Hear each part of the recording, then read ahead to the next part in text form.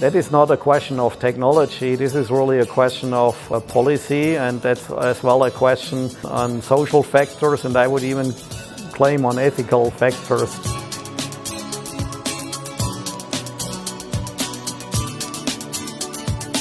Faro, as a manufacturer of LiDAR equipment, we are definitely in the business of capturing geodata in form of 3D point clouds that are later then used to either generate 2D maps or even three-dimensional maps.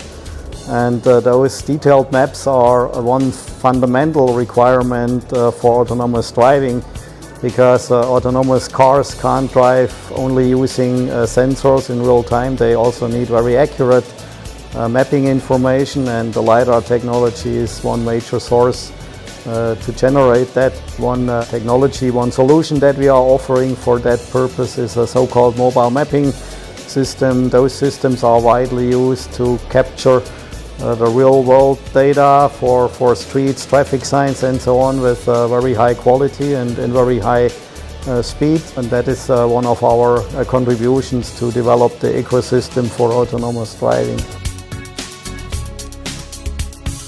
As we already talked about, one fundamental requirement are very accurate maps. Ideally, those maps not only show the road itself, but also the surroundings, because all information about the infrastructure of a road, as well as things that are close to the road, can make an impact. So every additional information which is not shown in normal maps just show the road and maybe a river.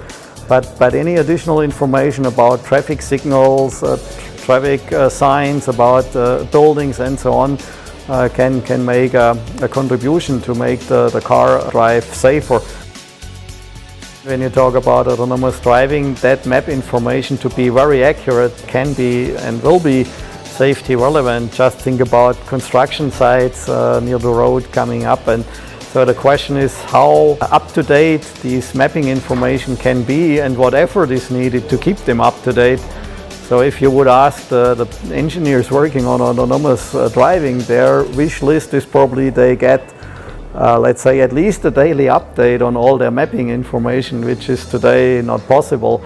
However, that could be one of the challenges for the geospatial industry. If we could come up with solutions to bring this data up to date on a very high frequency, that's certainly a good contribution. Cars communicating with each other will make a big impact on autonomous driving, because it's like in mankind, you know, no single person, no single human being is as intelligent as a crowd of people.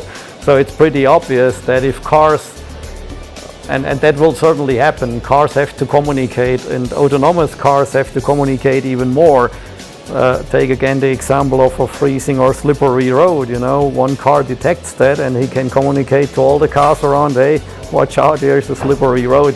So these data generated definitely will make the crowd of autonomous cars much more reliable and much more safe.